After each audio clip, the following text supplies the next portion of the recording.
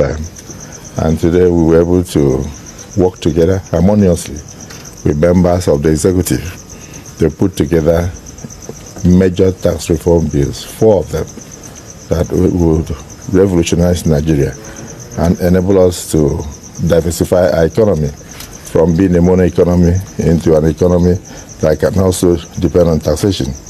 Before the evolution of oil, crude oil, governments, communities were run through taxes and through contributions. So Nigeria is looking at that era. So we are looking at a post-oil economy, post-gas economy. What can we do? We must exist. And so that's what the tax reform has done.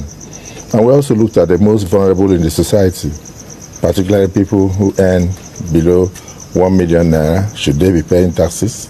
And then we also mentioned to them the fact that if you are on a minimum wage, you don't need to pay tax.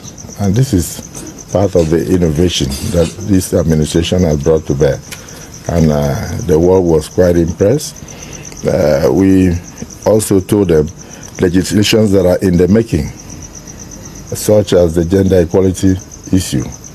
We may not achieve gender equality, but we said gender inclusion.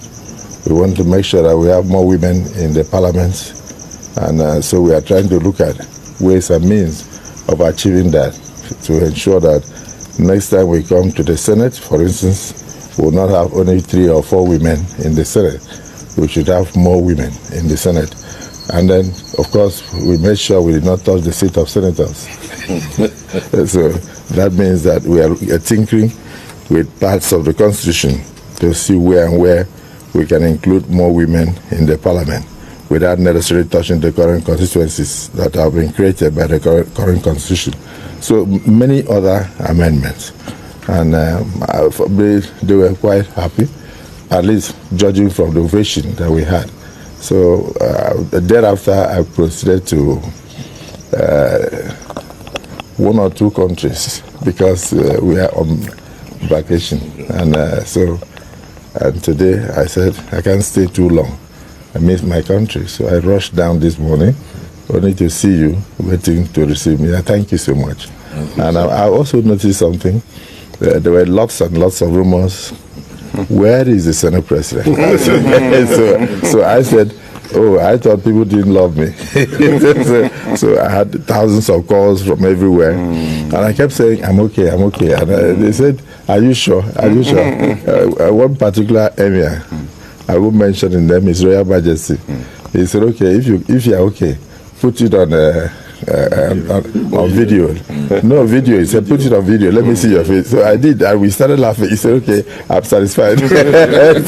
so I thank you so much, and I'm happy to be back. And of course, Mr. President has gone on diplomatic shuttles to try to bring more dividends of democracy to Nigeria. So it's important that I stay at home with the Vice President, if he's around, to make sure that we hold forth with the service chiefs and others so that we can tackle some of the insecurities and other issues that plague Nigeria. But I'm happy to be back. Thank you for receiving me. Thank you.